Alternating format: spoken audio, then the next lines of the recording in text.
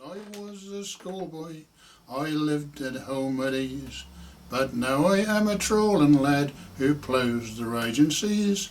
I thought I'd like seafaring life, but very soon I found it was not all plain sailing when we got to the fishing grounds. It was heave away, grind away, heave away the trawl. Now when we get those fish on board, we'll have another haul. Oh, heave away, grind away, heave away the trawl. That's the cry in the middle of the night, busky haul, boys, haul. Now my boys, on a wintry night, as regular as a clock, we don long boots, sou'westers, likewise an oilskin frock, and straightway to the capstan we merrily heave away. It's just the same in the middle of the night as it is in the middle of the day. It's heave away, grind away, heave away the trawl. Now when we get the fish on board, we'll have another haul. Oh, heave away, grind away, heave away the trawl. That's the cry in the middle of the night, busky haul, boys, haul. Now my boys, the fish on board, we have them all to gut. We pang them in our boxes and to the steamboat put. We stack them in her fish hold, all tight with ice as well, and there they lay all fresh all day like an oyster in a shell. It's heave away, grind away, heave away the trawl. When we get the fish on board, we'll have another haul. Oh, heave away, grind away, heave away the trawl. That's the cry in the middle of the night, busky haul, boys, haul. Now that's what I used to hear Dinks Cooper sing in the Harbour Inn when I first started drinking. Well, I never started drinking when I was young, you know. I was in my mid-20s before I started having a pint or two. I think I made up for it since. But, you know, in Southwold, I was born in Southwold as a kid during the war. And they closed the school after Dunkirk and evacuated everybody. They all went to Worksop, or Warsop rather. I had an aunt in Potter's Bar, so I went there. My mother and myself and Dad were stationed at Dover, you see. And that weren't really the most inspired choice of a place to go, because when the Blitzer started, we came home again. In fact, the first bomb in Potter's Bar was about 50 yards from the bottom of our garden. And we were in the Anderson shelter at the time. So anyway, when we came home, wonderful, no school.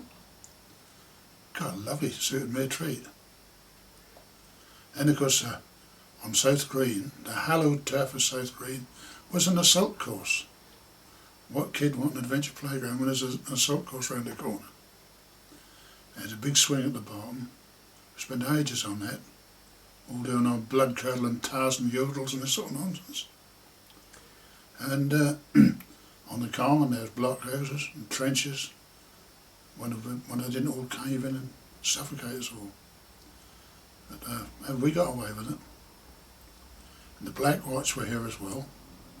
They had two bands, one down the seafront, one on the common, and they'd on a Wednesday, so at 6 o'clock, they'd march up the marketplace and get together and get a real old do which us kids loved. We thought it was wonderful. And of course there was plane crashes as well. I think we probably knew more about the average flares and the sort of thing most armourers did, because we did all sorts of things with them. Bullets, take them to pieces, get caught out, see if we could start fires here, there and everywhere. But one of my mates, his grandfather gave him a glass out of an old bicycle lamp, an old acetylene lamp, and it was a powerful glass. And because we used to start fires with them, one morning we were waiting for the school bus, and we were egging this lad on, saying about would it burn through the shop windows, through the glass in the shop windows. No, that wouldn't. Oh yes, it would. No, it wouldn't. Well, Brian shone the thing down on Tyler Denny's blinds, and suddenly there was a little flame and some smoke suddenly started going up the blinds. So there was a group of little boys sitting on the bus in no time at all, and butt went melted in our mouths. Well, after that, all went all right. Till nearly playtime, along came Mr. Garrett, one of the masters. All the boys on the Southwold bus out in the corridor. He lined us all up. He said, right, who's the boy with the burning glass? And nobody owned up. Right, that's a cane for the lot of you. So he took my old mate Peely. He said, you're the oldest one, Palmer. You tell me who was the culprit. Otherwise that's a cane for you as well. So Peely didn't tell him. He walked up in front of the lad who did it and said, well, I think the culprit better own up, don't you? And so Brian did own up. And for that he got 12 strokes of the cane, which is quite a lot for a 9-year-old. And he never burnt any holes any more blind, I can tell you. But then, because when I got a bit older, I left school. I left school at 14. I became a painter and decorator's apprentice. And I hated every minute of it. But I used to work with some chaps who were my father's age and older. And they used to tell me stories when they were young chaps. And things that happened on the beach with the fishing people. Things that happened in the building trade, some of them, some silly yarns, you know. One old boy, old Billy Welton, he was 74, still going strong. And he spit on his hands and said, come on boy, we can get a coat on the sail before we lock off, can't we? We're leaving off at 5:30 and this was 5:05. And yeah, we did. But Billy spit in his hands, grabbed the old breast and away he'd go and sing at the top of his voice. One of his songs, I don't know if I got the words right or not, but as we parted on the shore and the crew began to roar, time to say goodbye, my lad, we're off for Baltimore. I kissed her on the shore and the crew began to roar, Elio, we're off for Baltimore. Now, I don't know if that was Elio or Here We Go, but whichever it was, Billy always used to sing that one. And I used to hear Scrivener Waters sing that as well sometimes when I was working with him. But I know one time, poor old Billy came to me and said, boy, I thought I told you to get a coat on that pantry in there. So I said, well I did, Mr. Welton. So I know you did, boy. He said, well I didn't tell you to do the heap of coal what stand outside as well, did I? And eventually he got desperate with me. He said, boy, if you want to go to sea, clear off, he said, because ain't no use me trying to teach you to be a painter. So with that, there was a little crisis. I let it be known that I didn't want to be a painter, I wanted to go to sea. And Dad and myself didn't see eye over that one. Do you think I'd be here messing about ashore if there was anything to be had at sea, boy? So we agreed that I would stay as a painter. And after I'd been done my national service, I would have saved up enough to bought a boat, and perhaps we could buy 2 boats and he could go fishing as well. Well, I was called up and went in the Air Force. So I volunteered for overseas service and finished up in West Raynham. So I thought to myself, well, I even tried to swap a Pouston for Rhodesia, but they wouldn't have it. So I thought, well, this is good. It's Norfolk is far, isn't it? And we used to come on most weekends around the Great Norfolk line that don't exist now, thanks to Dr. Beecham. All the way around Melton, Constable, Fulsham, that way. Turned up to Scrapby and Hemsby, Yarmouth Beach. Now, I think there were 27 stops between where we used to get on the train and Lowestoft. It used to take ages. But we used to get on that way. Then, of course, I got known on the camp, so I got on the coach to Norwich. So we got a bit quicker that way. Then I could get on time to play football on Saturday afternoon. But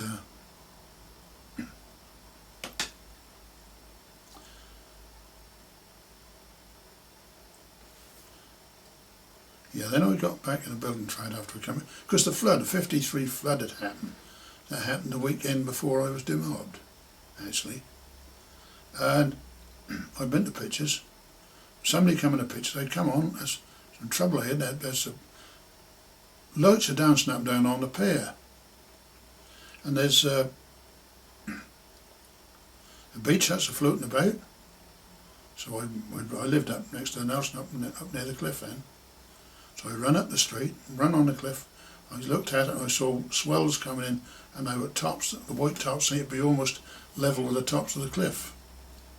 And so I went home, took my decent gear off, put some old clothes on, and my thigh boots, went down to the gun hill where we had a shed. Well, that shed was then a heap of matchwood. So coming back, I met Mum and Dad, and Dad said, "Come on, boy, let's see if we can give him a hand down here." So we went down, and there was a policeman there. He said, "There was an old boy in the first bungalow on the right."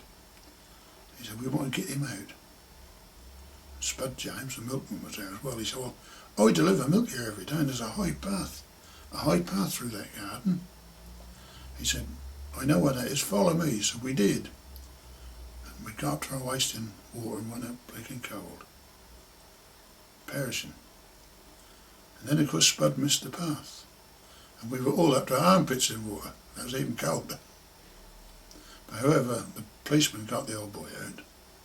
So I went home, took all my clothes off, put some dry clothes on, went back on the gun hill. I said to somebody, "Where's my dad anyway?" So, "Oh yes, he's out there." And there were some cars parked on the gun hill, shining the headlamps out on the marshes. And on the marshes was a roof.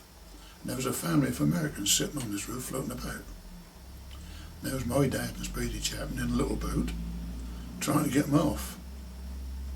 Well, my dad grabbed hold of a Dusso Winter and it came away in his hand. So, and he lost an oar, so they got pulled back. Then our Captain Stannard and Bob's Mayu, they in a bit bigger boat actually, they went and they got the people off. Did a good job. But I'd already bought a boat by then, a motorboat, but I lost that night. That just got smashed up somewhere. I never saw any more of it. I think we lost 9 boats that night, and 5 people were drowned in Suffolk. Following morning, I got up, I went back to Gun Hill, about 7:30. I think it was not 4 o'clock before I went to bed, mind you. About 7:30, and they were then carrying a lady's body up the beach on a door. And that night, I got back to camp. I don't know how, because Suffolk was an island, but there must have been low water, and I got an old double-decker bus, and good old gardeners ploughed along, went through everything, you know. Got to Lowstone, because the railway line was up at Reading and Somerleyton, so they laid on some buses for us to Norwich, and the Norwich buses waited for us to go the other way. I come home the following Friday as a civvy, along the Great North Norfolk line, and I saw some of the damage that other places had had. And yeah, I went back in the painting trade. I didn't like it, but until I found another boat, and we wanted 2 boats then, so Dad could go as well. By that time, Dad was driving a tractor for the corporation. After the flood for a few days, he ran that was an old petrol paraffin Fergie, and he ran a ferry service from Reading to Suffolk at high tide. But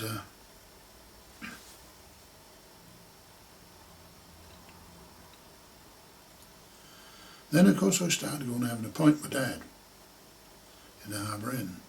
That's where I started hearing people singing songs. Dinks, who was a fisherman, Dinks Cooper, he used to sing Busky All the Trawl. And then there was old Jarvo. Well, he had several nicknames. Willie Jarvis, but he was Frozen Will was one name, Salty Sam was another, Pine Oil was another.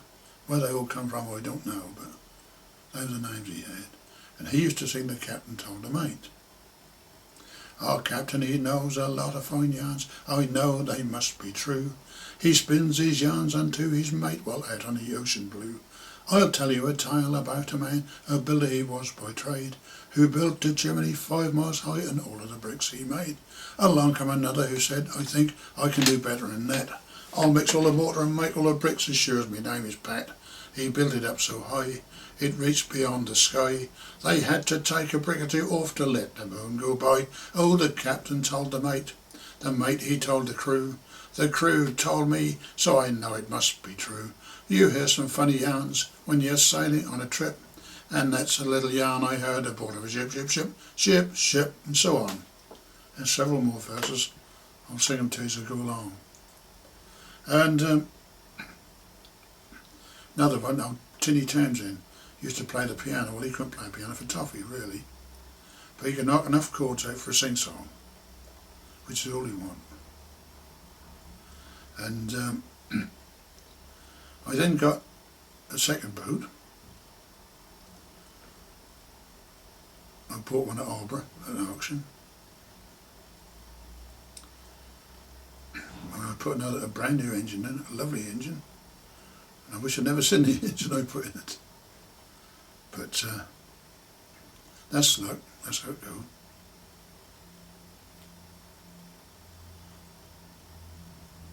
Then of course there was one or two bigger boats started coming southward, sort of about 40 footers and this sort of thing. And everybody started looking bigger. Well, I didn't. And eventually, I'd been in the painting trade now till I was 40. And I had a row with my foreman, and he gave me the sack. Well, I needn't have left if I hadn't wanted to. So I thought, well, now's the time to change. So I went fishing. And I didn't do very well at that either. I think I spent too much time testing the weight of a pint pot than I did the weight of fishing a net. But when the caravan site came up, a friend of mine took it on, and I went to help as his assistant. And between us, I thought if I didn't complete the education, nothing will. Going round the tents in the morning. But we did all right. Then he decided to go elsewhere. So I applied for the job and got it. And then I did it 1 year. And that was a wonderful year, 1976, when that lovely hot summer. I broke all records for takings on the site. The only year they'd never had one solitary complaint. And wonderful. Well then, the following year, I had a different assistant, a good chap, and then I was offered the job of harbour master to go with it. So I was caravan site warden and harbour master, which I did because my dad was AC before. And when I was in the Air Force, my dad became caravan site warden and harbour master as well as working for the corporation. But anyway, I took that on, and one or two odd things happened. A crowd of Dutchmen came in on a boat.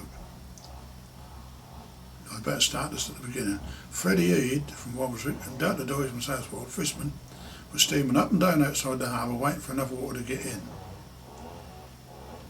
And in came a Dutch boat, straight in, tied up alongside some fishing boats, load of blokes on board, and they didn't know what they were doing. No idea what they were doing. So I went down and I said, well, we should charts, maps. We got a map. So they produced a chart of the Thames estuary. They said, we go to Ramsgate. We leave High Mountain and we stay due north and we come to this place. We want to go to Ramsgate. So I said, you left High Mountain and stayed due north? Yeah. I said, if you want to go to Ramsgate, I said, you probably left below and stayed due north, didn't you? No, we leave High Mountain. Oh yeah.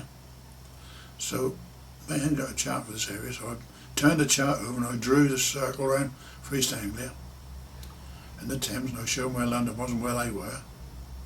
This place, they knew this place was not Ramsgate because Ramsgate is a big place and this is a small place.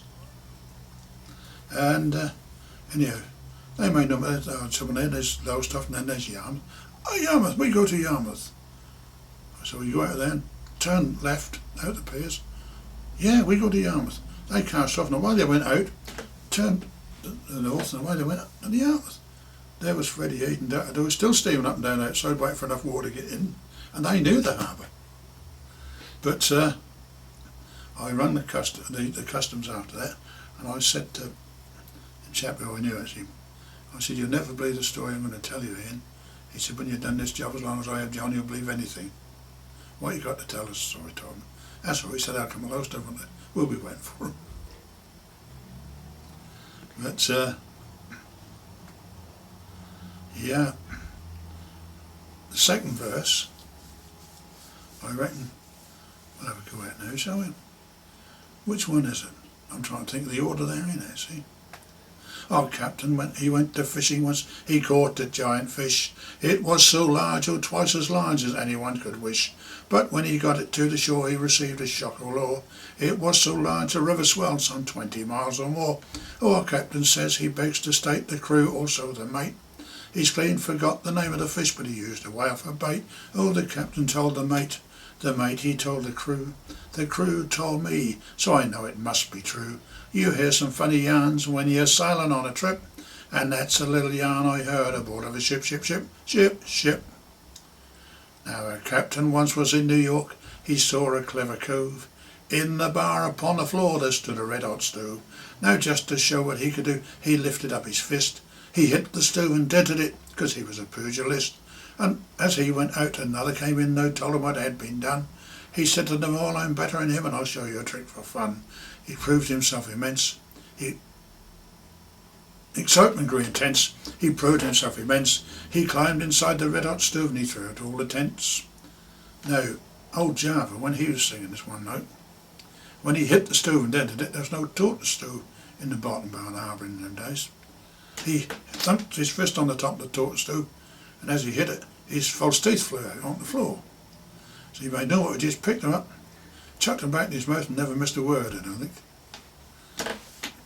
But old Javo was telling us once, I was talking to my father and myself when we first started off with fishing. He said, "Now you go along in it, if you go and down this boat, you go in 5 fathoms there," he said, "you'll get on the hard ground." He said, "Now when you go off the hard, you come to the soft." I mean, as if we didn't know that, but he's what he was telling us. But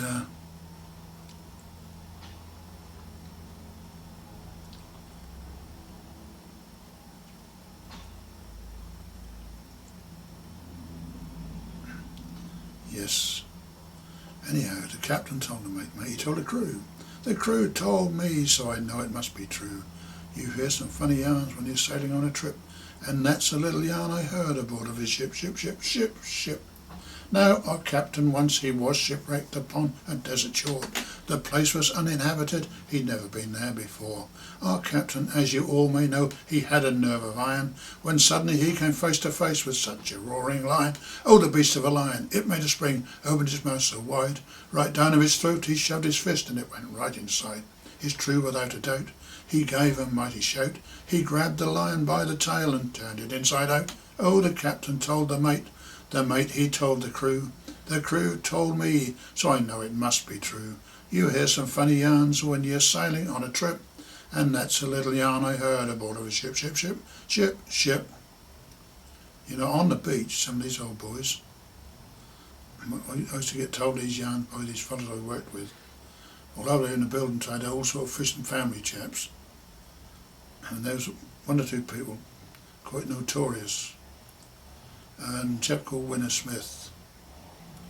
Now Winter was a great politician. He would argue with the stones on the beach if need be, you know. And some young chaps were down, they knew him when they were kids. They knew he would argue about politics. So they started an argument between themselves, one on the top of the cliff near the reading room. And then when she went on to say, "Well, what was your opinion of this, Mr. Smith?"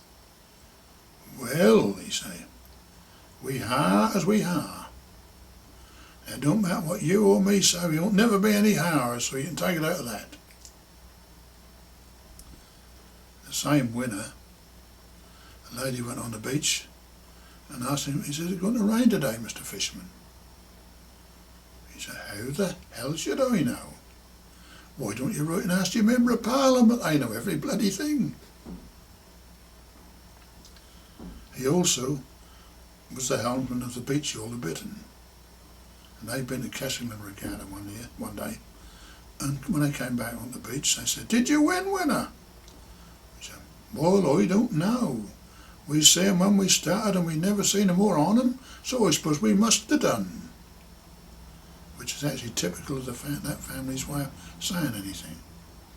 His nephew, Roger, I fished with Roger for a bit, but he said to me one day, he's looking at his own boat, he said, "Well, John Bull, I ain't got to say she's the best boat in the river, but I come down here every day and I ain't seen a better one yet."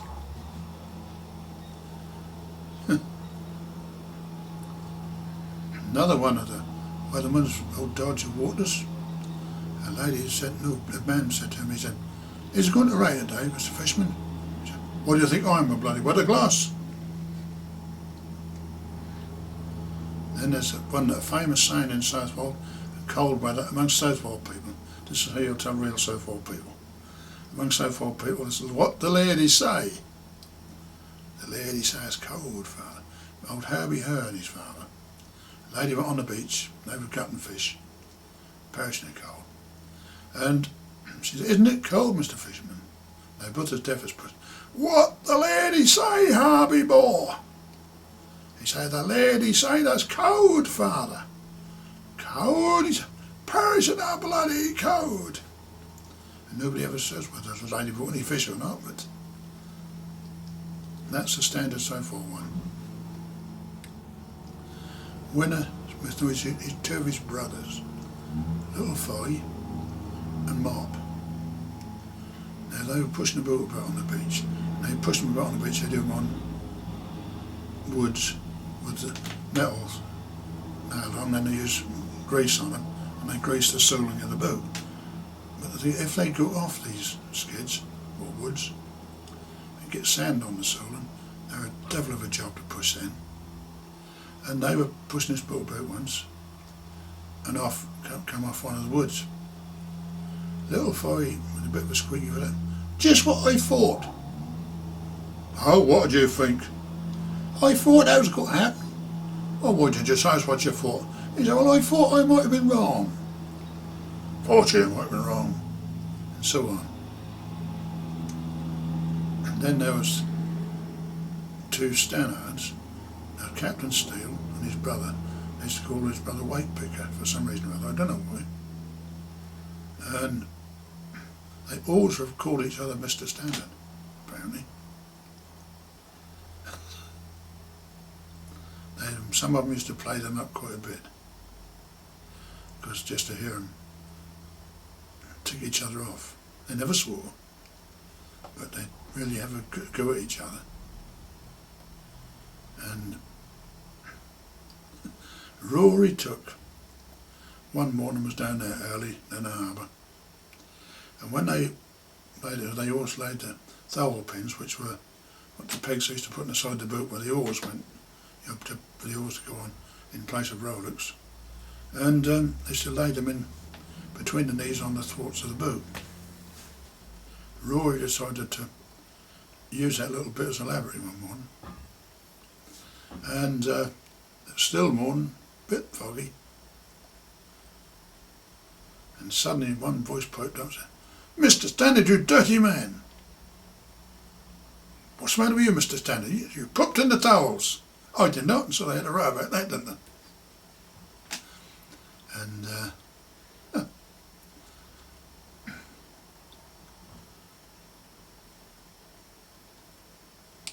the last verse, as the captain told the mate, is, "I'll tell you a tale about the goat that swallowed a cowboy's shirt. The shirt, it was a red one, and the cowboy, he was hurt.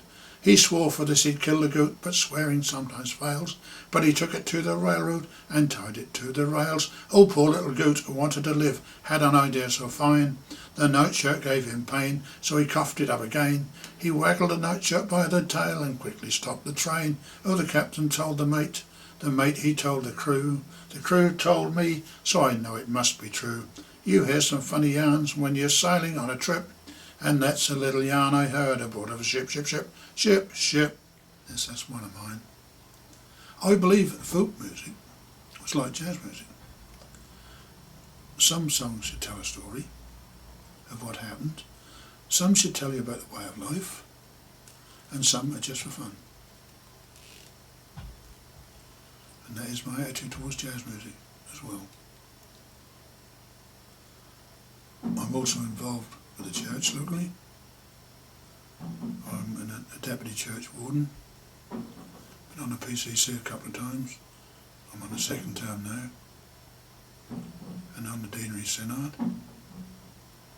Yeah, do you know, I was christened on the 4th of December 1932. I was confirmed on the 7th of July 1999. And as I've often said to our vicar, well, in the 1920s, a lady called Mae West recorded a tune called I Like a Guy What Takes His Time. I think that must be me. But, yeah, because there are one or two characters still in Suffolk. I mean, people say, oh, all the characters are gone. Don't believe them. We have one who's retired now, but he was a winter cleaner. And he was working down near the post office, opposite Montague House. And of course George Orwell lived in Montague House. But there was several people going on one day, and I asked Roy if he knew where George Orwell lived. George Orwell, George Orwell, no, he said. Oh, George, yes, he said, he lived in Church Street. I know him. He lived in Church Street. I think that's number 12.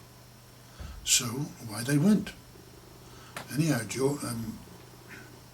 Roy then went to the Lord Nelson for his liquid lunch, and then in was George from 12 Church Street there. He said, George, it's dead down people find you. What people? Well, he said, must have been a dozen on them looking for you. Well, he said, I don't know what they want me for. Well, he said, you're a funny old boy, you never told me your name was Orwell. What are you talking about? He said, you're George Orwell, aren't you? He don't be a bloody fool. He died years ago. Oh, he said, did he? Oh, I wish I could have known, he said, because I knocked the told all them people had to stop there looking for him, wouldn't they? And the same Roy, when had cow disease was about, he's lost his wife since, but him and his wife used to go down to Summerfields or down Lowestoft, Safeways or somewhere, and get loads of beef burgers. So they got all these beef burgers in the freezer, and somebody said to him, well, what about all this business that can be, come to humans and this sort of thing? Dude, load old squid, says Roy. Load old squid, he said. Take Rosie and me, he said, we eat beef burgers every day, he said, and we aren't mad, are we? Which was the understatement of the year. But then of course they could be transposed to humans. What you got to do with all your beef burgers? Throw them away? No, he said. Well, he said, we'll keep them, he said, till the scare is over, he said, then we'll eat them, they'll be safe then. So characters are not all dead.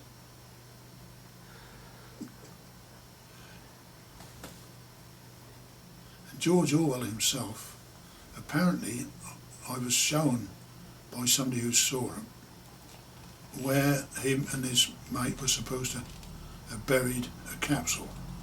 But I think since then, that particular bit of South Volcan had been dug up for the blockhouses I told you about early on, and trenches. So if there was anything there that's gone now, I mean, you have to take half the gorse bushes on the common, on the windhill up to get that.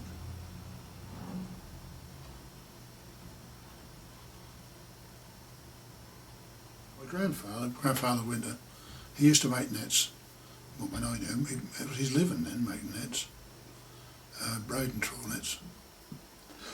And my father would never learn. And then I was taught by an old boy from Bungay how to make a trawl net.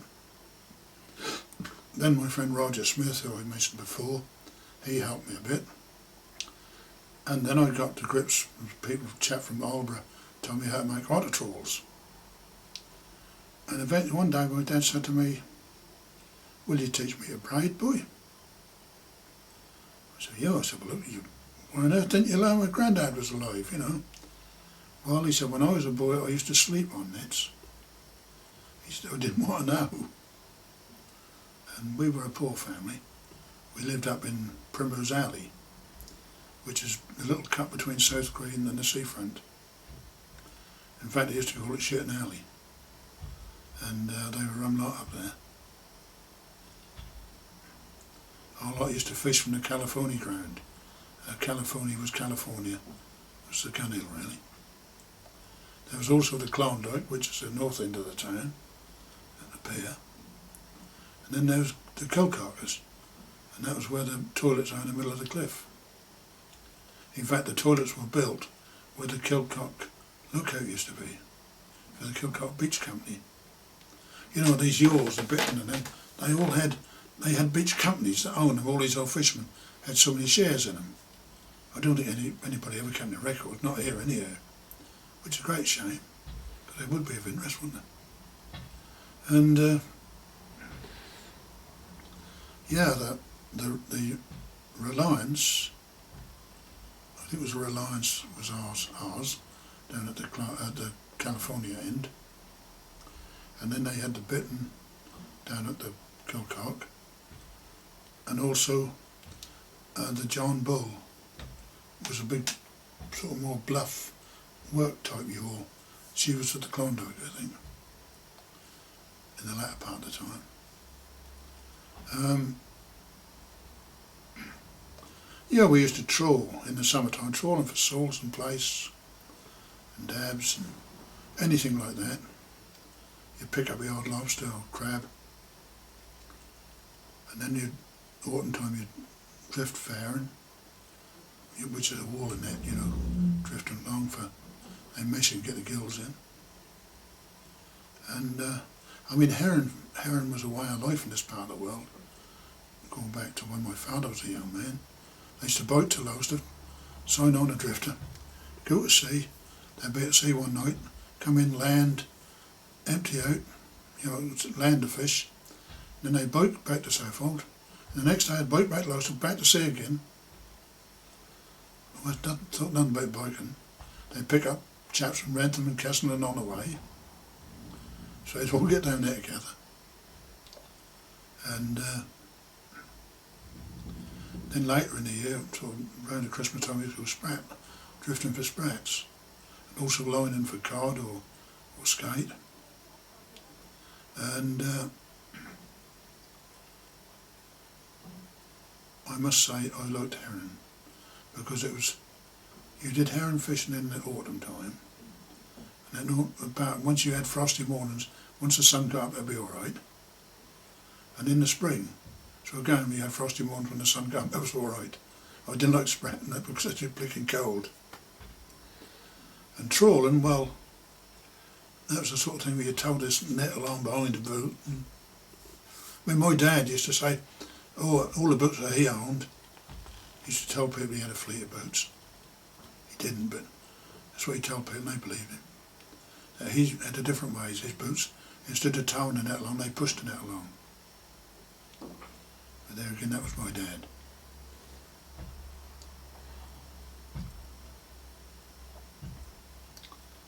Yes. Because I've been a member of the Sailors' Reading Room for a lot of years. I passed on a committee, I think, just before I got on the council. 1972 I was on the council, and that was when we bought the reading room in 1972. We formed a trust and bought the room from the Baggots. The reading room itself was built in 1864 by a widow of a sea captain to keep the fishermen and mariners out of the pubs. So it's conveniently built next door to Nelson. And when she died, she left it to her nephew, Dr. Blackett. And when eventually his widow died, a seaman, somebody on the liner in the Indian Ocean, cabled and bought it. A chap named Alcock. Well, then when his widow died, that was up for sale, and we were going to buy it. And along came old Alf Baggett, and he said, "You don't want to buy it, worry about it, I bought it." So actually, evermore remain a reading room. And that was minuted, fortunately. Then, of course, when Alf died, his son was going to sell it. It was pointed out to him that his minute should evermore remain a reading room, stated by the man who bought it, his father. So he cut up a bit rough then, and eventually 2 local ladies put the money up for us to buy it, provided we formed a trust. So we're now the Reading Room Trust. No, I don't know when I became chairman. It must be 15 to 16 years ago. And I carried on right through until this year, early this year, when I dropped the chair. I thought it was time somebody else did it. And so I'm now the president instead, which means that I can meddle with anything I like and be responsible for nothing. Lovely place, lovely thing. But the reading room is, I mean, basically it's like a museum, and yet it's not a museum. I mean, we're associated to the Suffolk Museums Association, that sort of thing, and but we're not strictly a museum, because I mean, there's a snooker room in the back, and every year we have a finals night where we have competitions of snooker, billiards, dominoes, crib, all that sort of thing, you know. So, and I think it's a local institution. It's worth keeping going. I believe there are 1 or 2 others around the coast. I think there's one or 2 in St Ives. I believe there's one at Bardwell on the Welsh coast, isn't there? Or Bardsey, one of those anyhow. But there is a very similar museum at Hastings, I'm told. I think this is the only one in this part of the world. Well, they used to play dominoes really fiercely, you know, in years gone by. And I was told this story when I was a young chap, that old Beefy Jarvis and little Dokes Stannard played, and Beefy won one night. And he stood up and he said, "They are, Mr. Stannard, how do you like them cooked?" And the next night, when that was Dokes' turn, he won. And he stood up on a chair and he said, "They are, Mr. Bloody Jarvis, how do you like them baked and cooked?" But first committee meeting I ever went to, suddenly up get Cornish Goldsmith, got his watch out, he said, "Come on here, Andy, it's 9 o'clock. Told me you buggered off." And I got up and walked out, and that was the end of the meeting. Mardle is a descriptive word, but I never went, when I was a boy, I didn't ever recollect hearing any of the chaps I worked with ever. We were sort of, supposedly in them days, Suffolk was a town, but they were country fellas, but I never heard any of them use the word mardle. But again, I believe it's a Norfolk word myself. I mean, it's like squid. Well, Norfolk try to claim that, don't they? That's got to be ours, isn't it? I mean, that's a descriptive word, surely. And you know, another thing, Hansa for heron. And we got the Cairnsea Road. And I always used to think that should have been called the Hansey Road, but it isn't. The Cairnsea is a causeway down to a quay, apparently. That's why it's called the Cairnsea Road.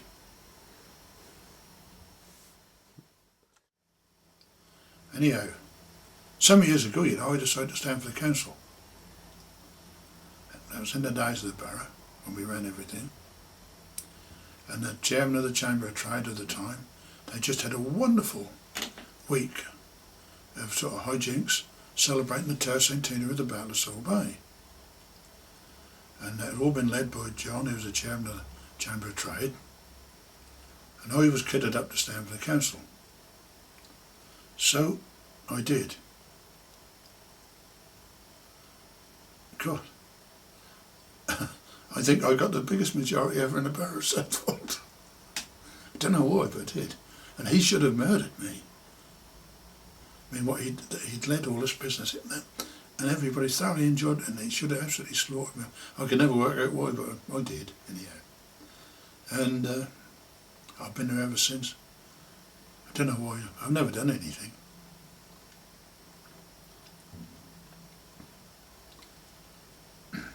One night up there, one the mayor was, before I was mayor, somebody stood up and demanded a recorded vote. That was Dickie Shaw. And he said, it's been recorded, 7 for and 6 against, and then moved on to the next item.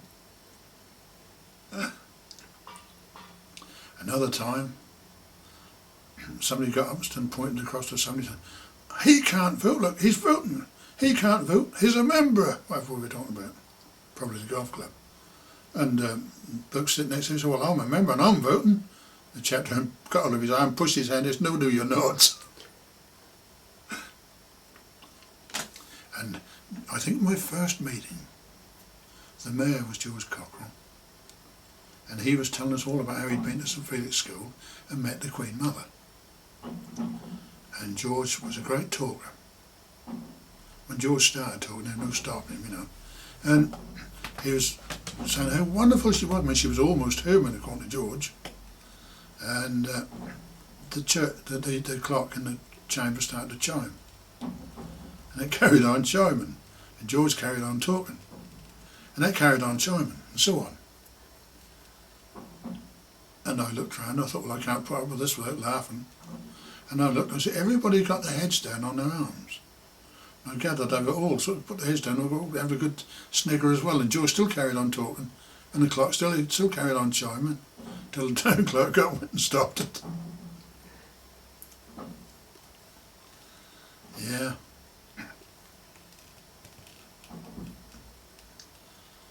Then, of course, we used to get folk singing. Some people called it. We didn't call it folk singing, we just called it singing. A crowd of lads used to come over from Albury. We'd do things like down the Humber and that sort of thing, you know. And then I got to put 1 or 2 things together for myself. And I did one of all the local boots of the time. Most of them are gone now. A is for the Alpha, whose skipper is Mike, and B is a Billy Boy, that's Daughter's Delight. C is a Concord, she was a lifeboat, you can see. D's David and Hazel, was built by Weary, and so on. I got right through to that X, Y and Z. And another one I put together was all about the wreck of the Idun. Now the Idun was a bark, a 3-masted bark, from Christiansand that came ashore here in 1912. And eventually was broken up on the beach at Southwall. And she's quite a big boat. And at the same day, the main lifeboat, the Alfred Corrie, she was launched to go up to Cecil Bank to a schooner, a Dutch schooner called the Vaughan. And then this bark came ashore on what they used to call them a splash point. That's just south of the pier. And they then got the little boat to rescue, and they pulled it right up through the town, through Pinkney's Lane and down the seafront, so they could get the north side of the thing, get a bit of leaf in the pier to launch it, and also come down on the thing with the wind and tide instead of trying to go against it. And I thought, well, I did put a little thing together about that. 'Twas January 1912, the 17th day, when 2 loud bangs rung out from the skies so dark and grey. They launched the Alfred Corrie on the coxswain brave Sam May, to go to the aid of all what's fast aground in Sizewell Bay. To go to the aid of all what's fast aground in Sizewell Bay. Now as they raced to Minster, away across Danny's Bight, the watchers on the cliff they saw a bark come into sight. She sailed on and on unto the shore under Southwold town, and the word was quickly spread that the Idun's gone aground. And the word was quickly spread that the Idun's gone aground. Now once more to the lifeboat sheds those patched-our salmon ran, to launch the little boat to rescue they hit upon a plan. They hauled her right up to through the town, the Idun to get near, and launched her into the stormy seas on the lee of the old Bell Pier. And launched her into the stormy seas on the lee of the old Bell Pier. Now pull and pull with all their might, no matter how they tried, they swept clean past the Eye, such was the wind and tide. But then the coastguards did arrive with breeches, buoy and whips, and soon they had a rocket line across that stricken ship. And soon they had a rocket line across that stricken ship. Now as the crew were hauled ashore, so glad to be saved, there was a poor unfortunate fell out into the waves. But Coastguard Jillings, shew no fear, his action proves depraved. He dived in and pulled this man ashore, safe from a watery grave. He dived in and pulled this man ashore, safe from a watery grave. Now, meanwhile, at the Vorvorts, the Corey's job was done. She'd taken off the people there, yes, saved them every one. But she got so close to the shore, they couldn't change their tack. So brave Sam sailed her out through the broken seas with a foresail laid aback. Oh, Sam sailed her out through the broken seas with a foresail laid aback.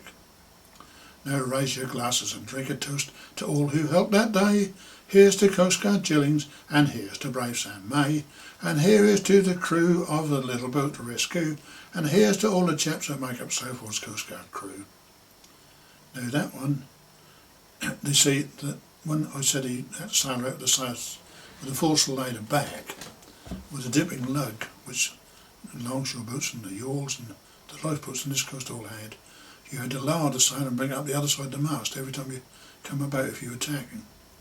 Well, if you're in broken water, you can't do that. You had to tow what they call under a back sail. That's when the mast is behind the sail. It's very difficult to manoeuvre a boat then. And the patched house saltman, we're all patched house saltmen. And what they used to do when they bought a new pair of duffels, they used to get their wives to stitch a patch on the backside of their trousers. So when they were sitting on the thwarts rail in a boat, they wore a hole in the patch, not the trousers. Like the old Coleman, you know, with his leather patch on his shoulder. And at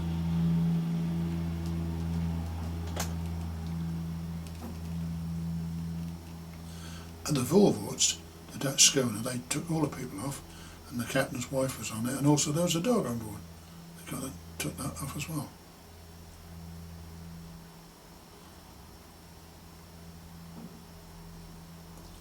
Another one I put together was really based on the old song of Tin Roof Blues, which of course is another of my things as jazz music. But there's something like it. I bought myself a house way down in Southwold town.